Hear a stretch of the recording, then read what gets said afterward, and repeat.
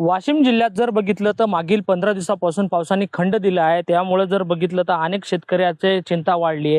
विशेष म्हणजे ज्या शेतकऱ्याकडे सिंचनाची व्यवस्था नाही त्या शेतकऱ्याची पिके आता सुकत असल्याचे चित्र आहे. सध्या जर बघितलं तर मी वाशिम तालुक्यातील जे तामशी परिसर आहे या ठिकाणी अमोल डोंगर दिवे या शेतकऱ्यांनी आपल्या शेतामध्ये जे 7.5 एकर सोयाबीन आणि तूर पिकाची जी लागवड केली होती त्यानुसार जर बघितलं तर सध्या परिस्थिती पिकाला सिंचनाची व्यवस्था केली आहे. सध्या विहिरीतलं जे पाणी आहे ते पाणी पूर्णतः स्प्रिंकलरद्वारे या सोयाबीनला आणि तूर पिकाला देण्यात येत असल्याचं दिसून येते.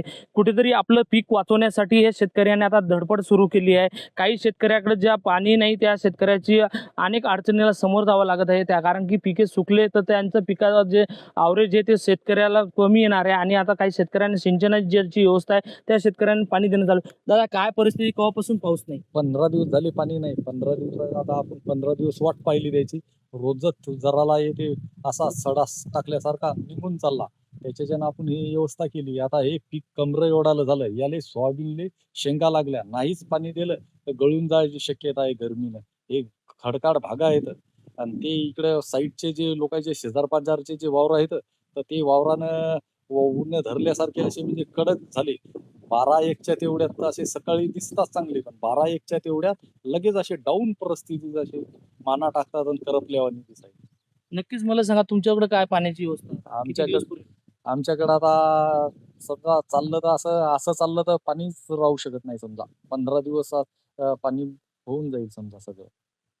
एवढं काय पाणी न विशेष हे समजा गावच्या बंद आहेत म्हणून हे चालायला आहे. हे खालच्या जर चालू झाल्या की हे पाणी टिकत नाही समजा परिस्थिती. नक्कीच शेवटी आपल्यासोबत शेतकरी आहे. या शेतकऱ्याचं एकच मत आहे किंवा सध्या जी माझ्याकडे पाण्याची जी व्यवस्था आहे त्याच्या पाण्याच्या भरोश्यावर मी सध्या पिकाला वाचवण्यासाठी धडपड करत आहे. मात्र जर काही दिवसात जर अजूनही अशी परिस्थिती राहिली तर पाणी हे पुरणार नाही. मात्र इतर जे शेतकऱ्याकडे पाण्याची व्यवस्था नाही त्या शेतकऱ्याचं मोठ्या प्रमाणात नुकसान होत असल्याचं दिसून येते. कॅमेरामन सचिन राणेसह विठ्ठल देशमुख, TV9 मराठी, वाशिम.